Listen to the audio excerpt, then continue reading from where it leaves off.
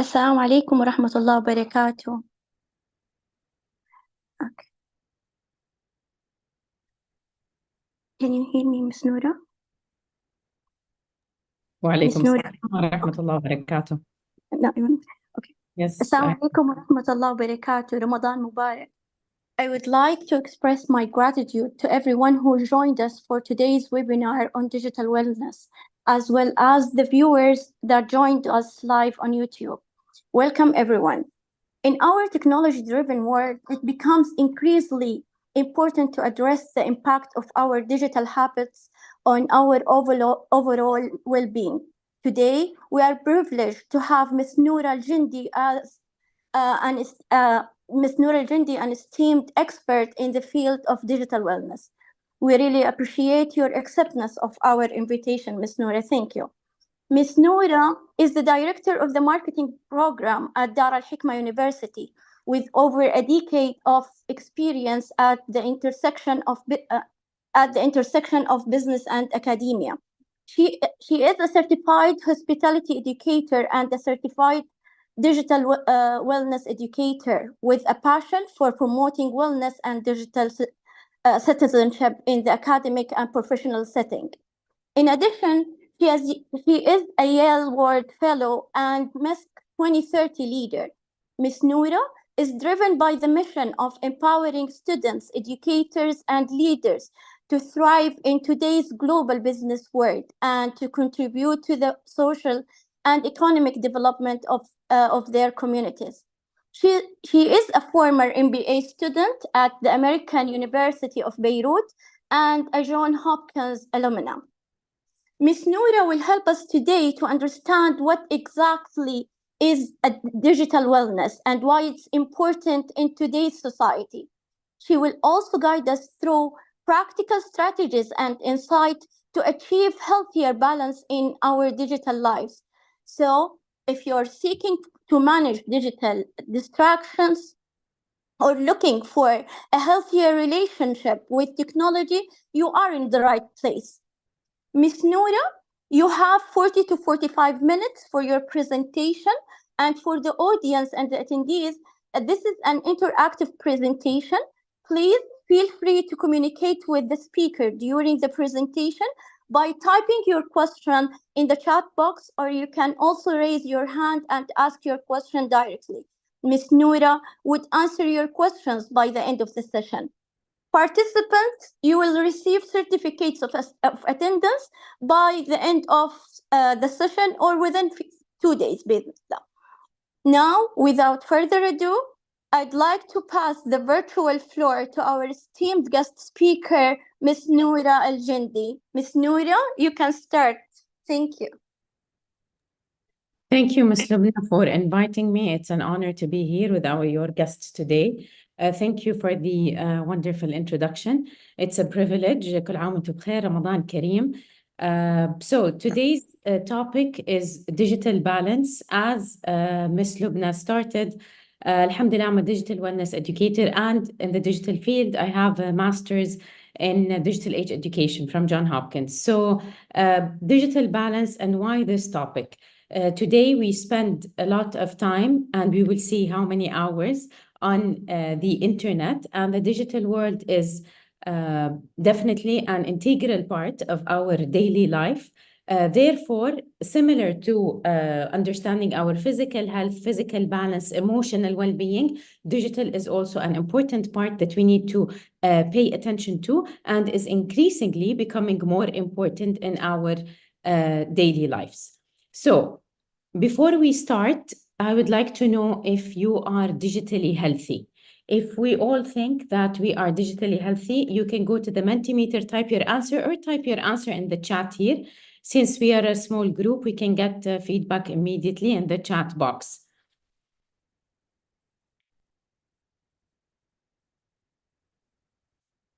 Okay, Emanuela, great to see you here. Thank you for joining. She says no. Okay, let's see now by the end of the presentation if you will still be convinced that it's a no. Other answers, yes, no. Miss Afra, Miss Nof, البتول, دكتورة أحلام, Dr. ملكة. Most likely not. Ria, Lulu, Arab, thank you all for joining. No. Let's see, based on what you're judging yourself as a no. Reneem is saying maybe. Great. Ragad, Dr. Ahmad, Masara, let us know what you think. Guilty. Dr. Malika, hopefully not. By the end of the session, we'll see.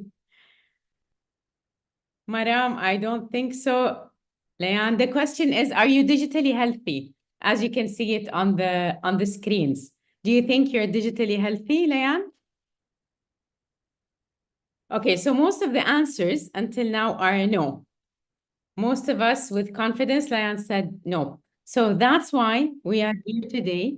So we can together try to see how we can be digitally healthy and achieve some learnings of how we can be digitally healthy. Since most of us answered and said, no, we're not digitally healthy. And we know that we're not digitally healthy, and that's the start of getting on the right direction.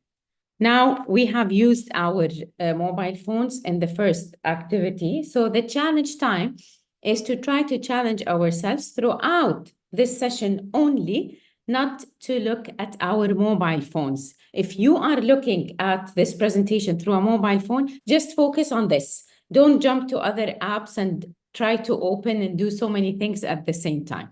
So this would be the challenge. If we were in a physical setting, I would say drop your phones and we start monitoring one another to see who is going to actually manage not looking at their phone screen throughout the session.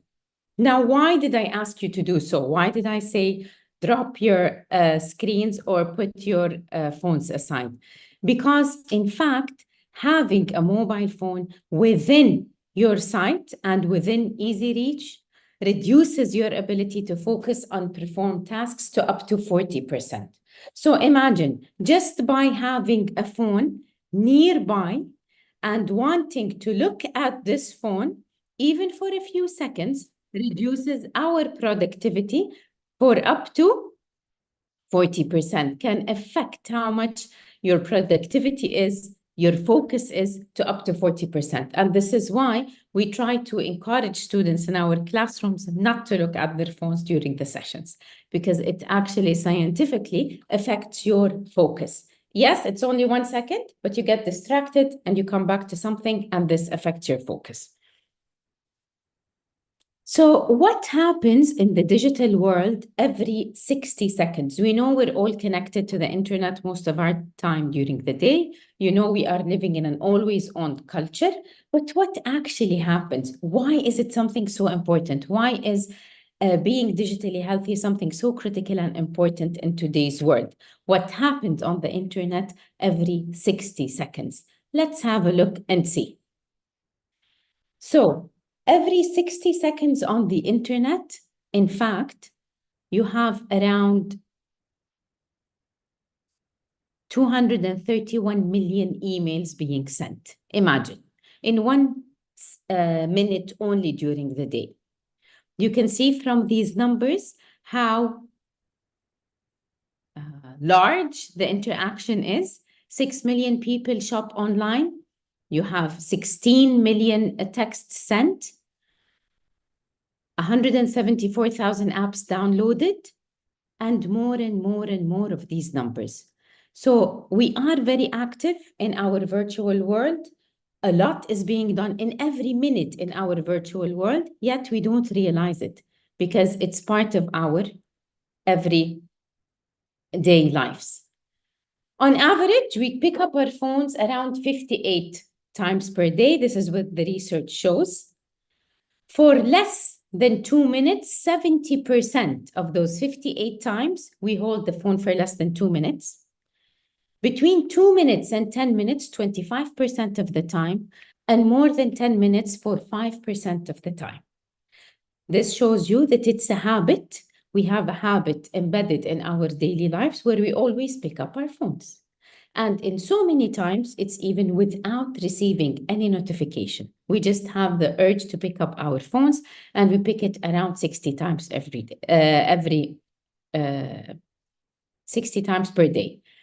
And are all of these times we pick up our phone useful, needed, beneficial? Not necessarily. Do we spend a lot of time on the phone when we pick it? Not all the times. How many internet users do we have in Saudi Arabia? As an example, we will look at Saudi Arabia. The total population is 36 million. These are the 2023 numbers. The total internet users are 35.97 million. So almost everybody uses the internet. So everybody who lives in Saudi Arabia uses the internet more or less. Our daily average time spent using the internet is 7 hours and 20 minutes. So let's think about our day when we have 24 hours a day. How many hours do we sleep? How many hours we are awake? From the hours we are awake, 7 hours of them at least are spent on the internet. Do we agree that we spend around 7 hours on the internet every day? Are we all in agreement with that? We think yes, no? No, Ria, more or less? You think you spend more time or less time? Less. Oh, that's good. Emanuela says more, sadly. Miss Maram, Bayan, no, Lubna, more. Yes, for me. So most of us actually spend more. If we're spending less, that's excellent. That's very good because the average time is around 7 hours. More or less, Al-Batul, thank you. How can we manage our relationship with the digital world? So why did we put all of these numbers at the beginning? What happens every minute in the digital world? How much time we spend every day on the internet? Because we want to understand how can we build a healthier relationship with the digital world. A lot of you, when they answered the question, they answered with a no and a sad face, or a no and not being happy. Unfortunately not. We've heard this a lot among the answers, which means that we want to have a healthier relationship with the digital world, with our digital devices, yet we think it's very difficult to do so. Therefore, we will introduce the concept of digital wellness. So similar to emotional wellness, physical wellness, mental wellness, we have the concept of being digitally well. What does being digitally well mean? It means we utilize the media in a way that will promote a sense of well-being, maintain a healthy balance or an equilibrium with the other aspects of life, such as family, friends, hobbies, work, colleagues. The problem is that the digital world has a lot of attractions and benefits. We cannot ignore the digital world. And at the same time, being lost in the digital world affects our other aspects of life, such as relationship, our communication, our physical health, and much more. So how can we benefit from the internet or benefit from the digital world that we cannot live without today, while at the same time maintaining our other aspects of life? This is what the concept of digital wellness entails. So we have in the Digital Wellness Institute, we have something called the Digital Wellness Spectrum. This spectrum shows you the different levels of integration with the digital world that you can have. So you can have it completely be detox from the digital world, where you don't use any digital devices or no interaction, no connection whatsoever with the digital world. This is the digital detox on one extreme. The other extreme is the digital addiction, when you are completely lost in the digital world. And unfortunately, a lot of teenagers reach the digital addiction where they have to go to a rehab center to be cut off the digital world completely, and they get into this digital addiction from gaming, mostly from gaming and being addicted to games 24/7. And this is when they have to go to a place where they have a total disconnection and a total detox from being connected to the digital world. Both of the extremes are not good. Why? Because if you go on with a digital detox for a very long period of time, you will lose on so many opportunities that happen in the digital world. You can go on a digital detox for a short period of time, but completely live without connection in the digital world. You're also missing out on a lot of things that could benefit you personally and professionally, and we don't want that. Digital minimalism, I am using the digital world for only extremely important and critical things, like an application for official documents that I have to do. Because I'm at university, I have to be using a certain app, and that's why I use it at work. But anything else, I don't want to get this into action with the digital world. The opposite, on the other side, you have a technology overuse without being digitally addicted. Most of us, or most of the people who use the internet a lot and are digitally connected most of their days, are in the technology overuse, which we are trying to leave, depart from the technology overuse and go into the digital flourishing stage. So the digital balance or the digital well-being that we are talking about is called a digital flourishing state. When does this digital flourishing state happen? When you feel you are in control. When you feel that this device, your phone, is dragging you and wasting most of your time and you are not in control, you know that you are either in the technology overuse or, la samah Allah, in the digital addiction. When you feel that you are in control, you could be in the digital flourishing, minimalism, or detox. So what we want to do is to be in control, yet benefit from this digital world. We don't want the digital world to control us. We want to be the ones controlling this digital world. This is how the digital flourishing wheel looks like. In order for me to reach a point where I can be digitally flourishing, I want to have a balance with all the aspects of my digital wheel, which are productivity, environment, communication, my relationships, my mental health, physical health, quantified self, and finally, the digital citizenship. Once you reach the balance or the flourishing state with these aspects of life, you have achieved the digital well-being or the digital flourishing concept that we are trying to introduce. Why we didn't refer to it as a digital balance? Because each one of us has their own digital flourishing wheel and digital flourishing state. The goals of this digital flourishing state is to be aware of the challenges that technology are, exposing me to today, while creating and maintaining a healthy tech behavior and boundaries in my everyday lives. This is what I want to try to achieve. I understand that being in the digital world is extremely important and beneficial for me, yet at the same time, I want to maintain a healthy tech behaviors in my daily life and healthy tech boundaries as well. So how can I do that?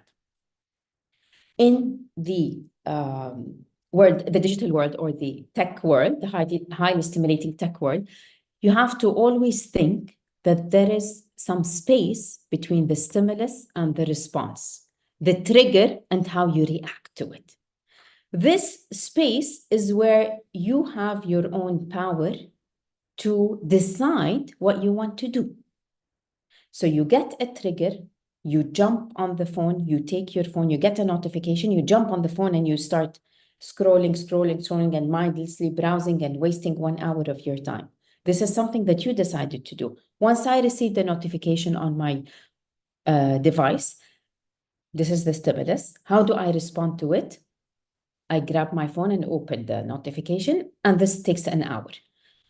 This space between deciding, looking at my notification and deciding to open the notification and browse online, there is some space where I have my control and I should be in control.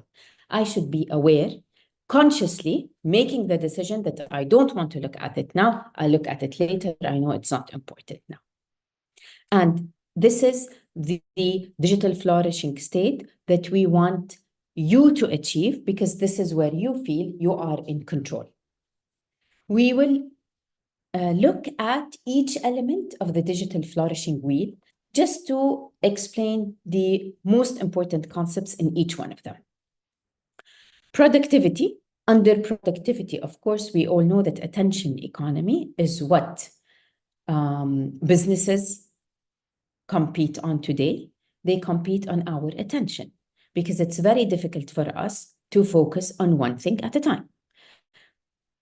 During the COVID, all businesses thought that the number of hours people are spending on the internet will increase during the pandemic and then drop after the pandemic. Unfortunately, it did not drop, it actually increased.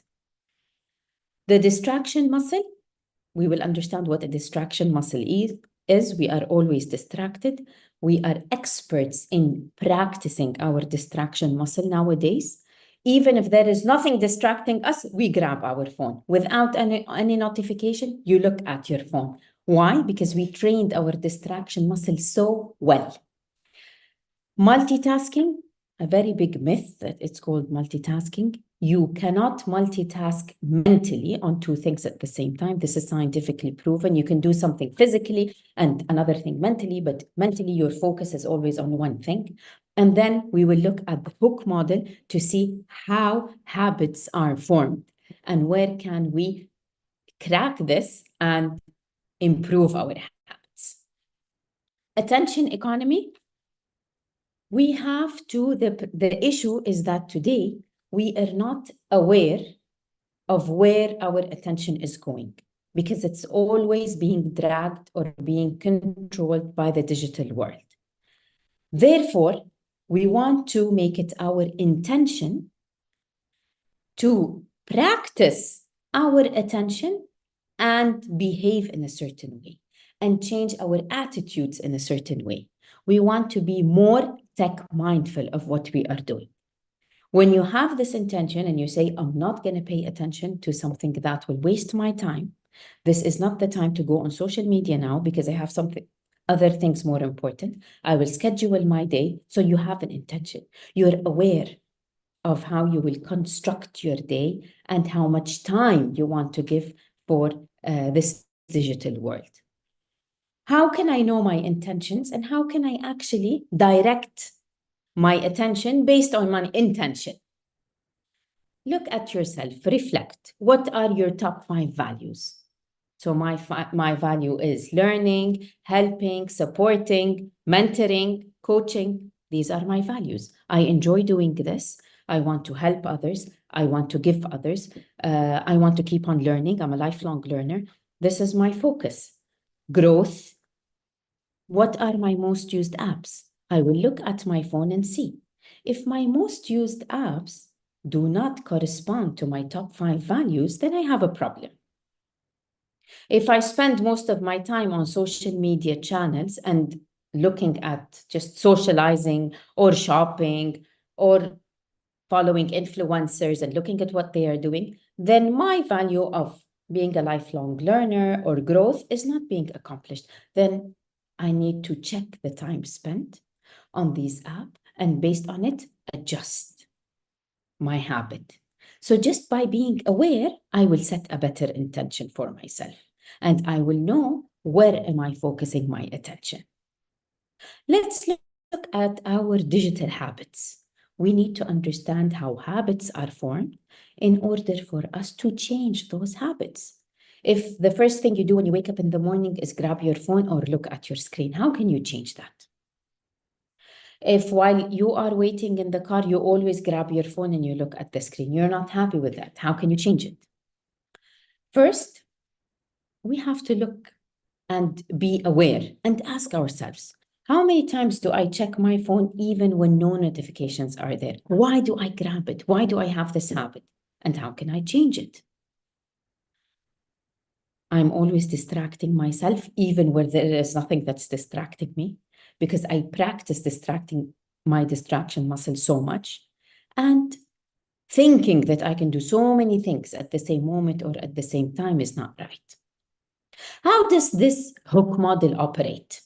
How are habits formed? there is always a trigger that starts this whole cycle. I get a trigger. What was the trigger? I ask myself. On a certain app, on Instagram, for example, what was the trigger? What action did I take when I saw this trigger? I pressed like, I opened the app, I followed. What was the action? And then let me evaluate the reward that I felt. What did I gain when I did this? Finally, just ask yourself, what did I invest? Did I invest time? Did I buy something? Did it make me buy something? Did I download another app because this app actually directed me towards downloading this app? Did I spend more money? Did I buy something that I really didn't want to buy or didn't need to buy? So what happened? You look at yourself and you ask yourself, how is the hook model operating in forming my digital habits? And what can I change? If you have any digital habits that you are not happy with, ask yourself, reflect on those digital habits and see what can you change. You identify your habits, want to change this habit, challenge yourself, a very small part of this digital habit, find the right support to support you while this challenge, you're challenging yourself. So between you and your friends, the students in the classroom, we can always have the right support system. We have a WhatsApp group where we support each other. In some schools, they put on the board how many hours did they spend on their digital devices every day, the students. And the student who will win is the student who spends less time day after day. How much time did I spend playing on the digital games or in gaming? And so on. You track your success and you stay motivated. Environment is another part of the digital flourishing wheel. You have to be in environments that encourage you to be digitally well and digitally healthy. You cannot be sitting in an environment or in a working space that is full of digital devices and wires everywhere. This is not healthy. There are actually certain techniques that encourage that to have less digital devices to promote the energy flow better because it's healthier. You need to have digital boundaries at home. What does this mean? We don't need to have access to Wi-Fi in every single room in our houses. Today, some campuses are getting certified in being a digitally well campus. Schools are being certified, are being digitally well schools. And what does that mean? They put boundaries for everything. So sit and make a small map of your house and say the Wi-Fi will be in this rooms. Here there is no Wi-Fi. This is where, and so on. This is where we charge our devices. We don't have charges everywhere in the house. That's better. That's healthier. So you encourage the members of the family to be more digitally healthy. And this is what you want to try to do. You want to try to have a healthier environment that encourages you to be digitally well and to achieve this digitally flourishing state.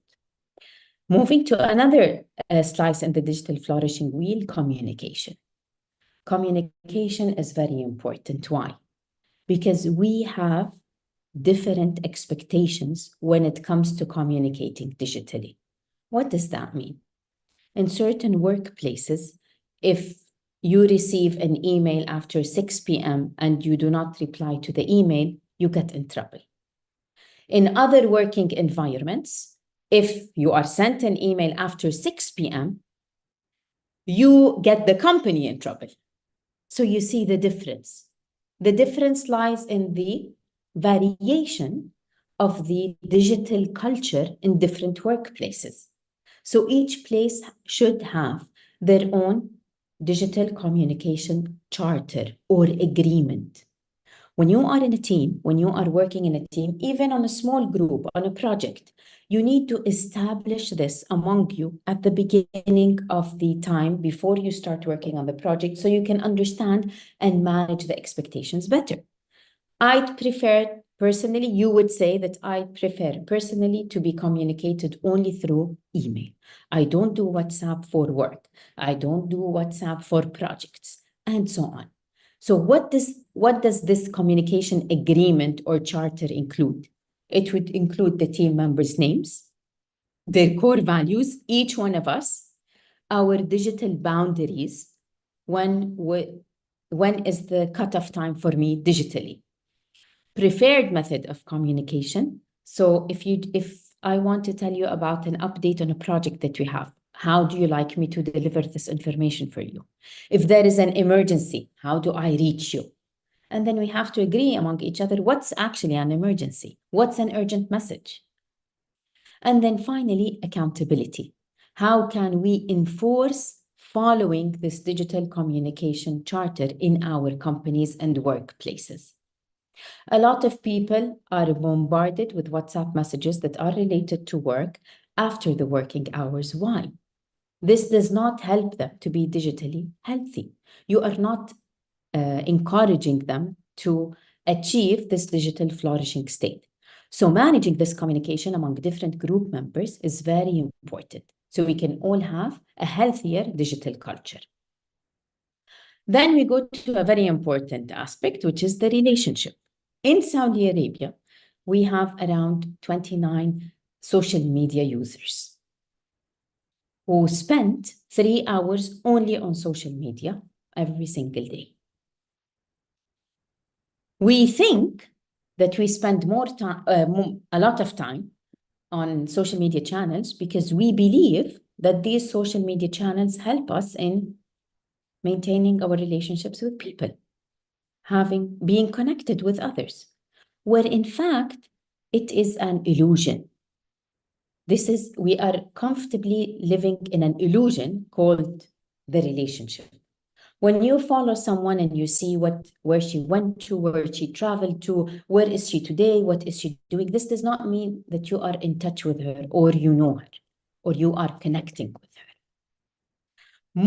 As you can expect, most of the users in Saudi Arabia use WhatsApp. These are some numbers to show you what are the most used social media apps, followed by Instagram, Snapchat, Twitter before it becomes X, because these are the 2023 numbers. So 22 million people use WhatsApp, 20 million people use Instagram, and so on. So you see the magnitude of these numbers, how big these numbers are. And that's why it's worth looking at and considering. Now, before we try to manage our relationship with social media and be convinced that we need the actual relationships, no matter how much time you spend in the social media, you still feel that something is missing in the relationship. Something is not real in it. We need to understand why. Yes, Dr. Malaki, excellent. We want most of us to be using LinkedIn, which is excellent, because we know that LinkedIn is for professionalism and it will help you career-wise, which is what we are promoting for. And that's why we showed these numbers. So we need to understand, why do we spend so much time on social media? What do we get from the social media? Just be aware of how you feel after watching a certain post or looking at a certain post. We have seen a lot of people that went through very difficult times from the videos that they watch on social media. And of course, you have to know that the algorithms play in a certain way where it makes you see more of a certain type of videos. Try to think, just reflect, how do I feel? Why did I react in this way? How do I know that what is posted is true? How do I verify? How do I make sure that I don't react or overreact on the spot? These are all questions that we need to ask ourselves, be aware of. Why do we say that? Because similar to the Maslow's hierarchy of needs that we have in our traditional life, there is the Maslow's hierarchy of needs of the social media and the digital world. Every different social media platform serves a different purpose that you are looking for. So do you just want to say, I exist, or I exist with an opinion, or I exist with an opinion and I have a community that follows my opinion, or you have reached a higher level where you have your own personal brand, and then the optimization level where you're actually using this personal brand as a source of income for you. You monetize this exposure in the digital world. So just think, why am I exposing myself a lot in social media? Or why do I spend so much time on social media? What is it, the feeling that I am missing? Connection, expression, what is it exactly? Because this will help you understand yourself more, understand the relationship that you have with the social media channels more, and change what you don't like in it. Of course, today, all social media channels are exploiting our dopamine drive to keep us engaged and attached to our screen. With time, unfortunately, we are living increasingly in lives that are عبارة عن comfortable illusions, not real lives, because we're connected to the screen and we are always being attracted to the screen most of the time. As we said, there is always something that is missing, and we feel that it is missing in social media connections. Moving forward to our mental health, why is it important to reach a digital flourishing state with our mental health? Because a lot of people have the fear of missing out. Unfortunately, they always want to be in the always on culture, and this affects them mentally because it puts some stress on them and pressure. Nomophobia is the no mobile phone phobia that a lot of people are having nowadays. It's like a separation anxiety with your devices. And a lot of people do actually suffer from this, unfortunately. The cancel culture, we see it a lot in teens when they start blackmailing one another, blocking one another on digital platforms. And then we also see it among influencers. If you have an influencer that did something that was not approved by their followers, they go and they cancel them digitally, which affects them a lot mentally and emotionally. Teenagers today are being called screenagers more than teenagers because of the attachment they have with their screen. We want to avoid reaching the stage of the solitude deprivation, because being connected all the time with the internet, you don't have time to spend alone. You don't have time to reflect, to understand, and to quietly and calmly plan for your next day. Because you're always connected, you're always being consumed. The focus is going from a place to another, and you don't get the proper mental health breaks that you need. In your physical health, we don't realize how much time we spend sitting, watching on our screens, working, or looking at our phones. We have all the tech snack issues now. We need to practice self-care strategies. You need habits that you establish on your daily lives with the digital world more consciously. So you have to make it a point that you stand up and walk every half an hour or every 1 hour. You have to make sure that you don't keep on looking this way on your screens all the time. Look up. This is a campaign that they are doing in a lot of educational institutions, which is called the Look Up campaign, because they want people to start looking up and not looking down while walking. Quantified self is the another part of the digital flourishing wheel. What is quantified self? It's when they use all the data that you collect, that the devices collect about you, but you use it constructively to manage and optimize your health better. So this digital footprint that's being collected about your life in the digital world, why don't you use it to have better health habits? In some cases, you can track what you eat, the calories, the times that you eat at, your exercise, your sleeping habits, and so on and so forth. And I'm sure many of you are aware of this. Sometimes it's also used to manage the diabetes pattern every day, heart rates as well. So you use this data for insights to improve your lives, and you then have more control because of the data that is collected. Of course, we know that the data is being collected is a great source, but let's try to use it constructively. Digital citizenship, of course, digital citizenship is created by being who you are, your personal brand in the digital world, your identity in the digital world is something very important that you have to be aware of. When you are in the digital world, you're presenting yourself, what you stand for, your values, your communities, your countries, and this is a very big responsibility. You have to be aware that anything that is out there is out there. That's it. So you have to think twice before you react, post, share, express anything in the digital world.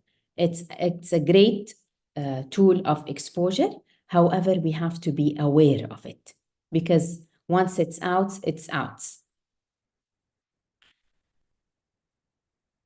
Relationship with your device. How can you, just after this session, you can have a look at the resources that I will share with you and think of describing the relationship that you have with your device. Are you happy with it or not? If you can change one thing, what would this thing be? And what is preventing you from changing? I can't stop looking at my phone. Why? Ask yourself. I can't stop looking at my phone first thing in the morning. Why? Ask yourself. And dig deeper to understand how you can change these habits based on the hook model that we shared with each other. I will put for you in the chat, as soon as I am done, the link to the digital wellness test where you can have this test for your own and you will get the results. It's there in the chat to see, are you digitally healthy or not? And are you digitally flourishing or not? And if not, you will see what is keeping you behind in being digitally healthy or digitally flourishing, which is what we are trying to achieve, of course, today. Next, there is another link that I also will share with you.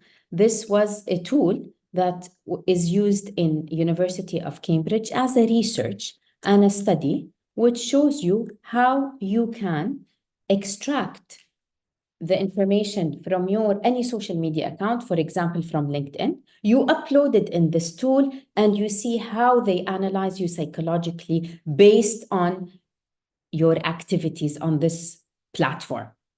So there are small videos that show you how to get the information, how to upload the information. It's a 5-minute process, and then you click and you see the analysis about you.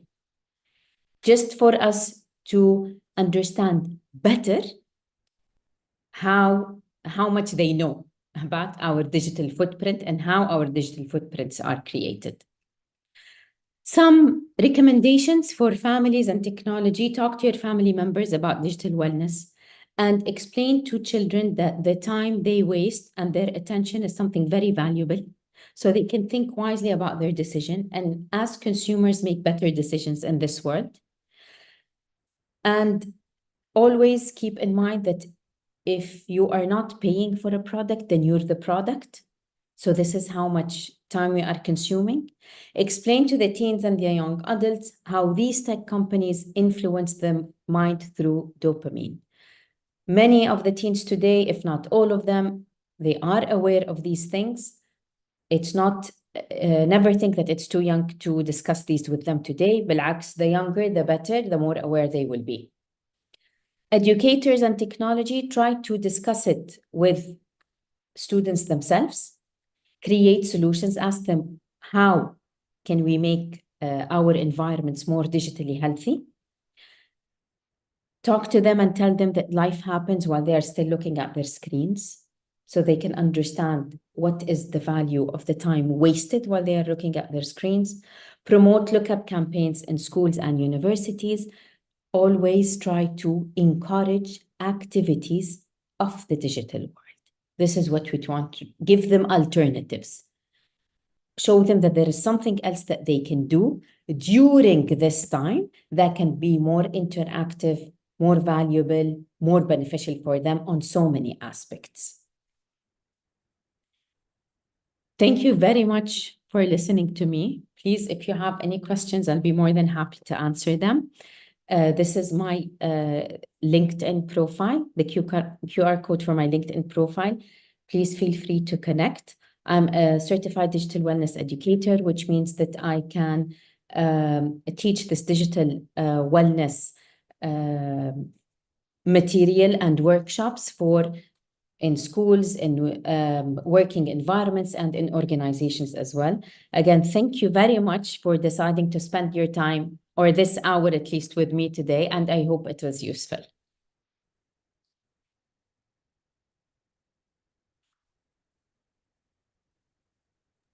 Thank you, and I would like to thank my students who joined. Miss Noura, Yes, Miss Lubna. I want to ask you, as educators, how can we help our students to be digitally well?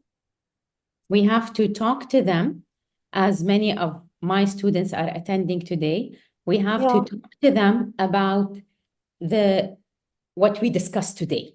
Make them aware, discuss it with them, and encourage alternatives. What happens today with students in the digital world, they think that they don't have any alternative in the time spent, and that's why it's very easy to grab a phone and spend your time on the phone. Let us try to build habits outside the digital world, like exercising, walking, painting, whatever it is. When it comes to art, cultural activities, let's do more of activities together where the devices are set aside. In a lot of gatherings today, you find that they have a basket. Once you step into the place, مكتوب على البasket, disconnect to reconnect, and you throw your phone there. You throw your devices there and you walk in mindful, focused, concentrating during the hour. So these are the habits that we should spread. And طبعا our students learn from the environment, from the role models, from the educators, from their professors and their teachers. So we have to display this as well. Thank you for your question, Ms. Lubna. And how can we make the employers support their employees' well-being and create a digitally healthy workplace culture? Excellent, thank you. So as we mentioned, there are communication agreements that we have to agree on together as members of the same corporation, or members of the same group, or members of the same project, because we want to manage the expectations when we communicate and we deal with each other. A lot of employees, for example, suffer from the Zoom fatigue. So we have to be considerate to that. We cannot make so many meetings be online, because we think things will be easier if everybody joins the meeting online. Because on the other hand, it's affecting them. They all have this Zoom fatigue. They can't keep on looking at the screens all the time. So they work on the screens, they meet on the screens, they socialize on screens. It becomes too much. So we, as a corporate organizations, we have to promote digital well-being in corporate cultures as well, encourage activities among employees, and encourage meetings among employees where we don't require a lot of digital devices around us. And by the way, we definitely motivate the employees, definitely. And in many companies, employees, when they go in to sit for meetings, they're not allowed to take their phones with them or iPads with them, because you want to ensure that the people are actually focusing and concentrating with you, and the attention is not lost. Thank you. Really appreciate your feedback, Ms. Rawan. Yes, of course. Yes, I can send my LinkedIn profile here with pleasure.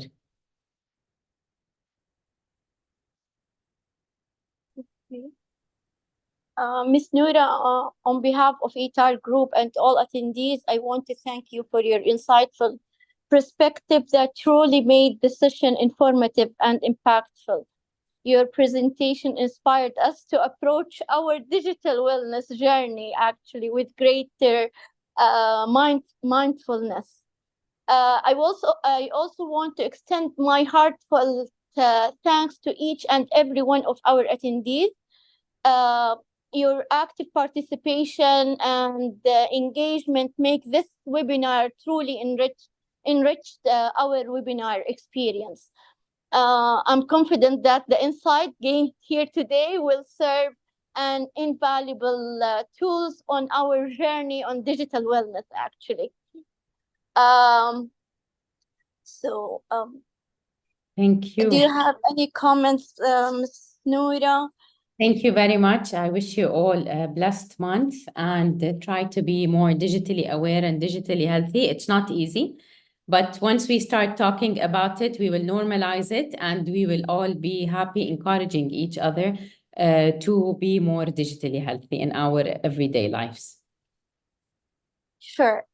I want to remind the attendees that Dr. Ahmed Al-Gattan will announce all the details of our upcoming webinar next week and the registration link. Do you have any question? Thank you all for being here and see you inshallah next week. Thank you, Ms. Noura. Thank you so much. Thank you. Thank you. Thank you, Ms. Lubna. Thank you, Dr. Ahmed والجميع.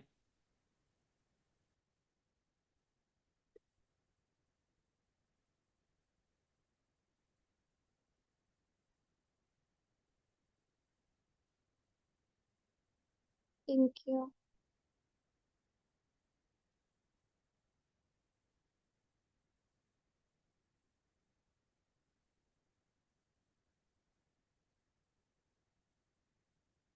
Thank you and goodbye. Wishing you all peace, balance, and digital wellness. Thank you. Thank you all. Bye.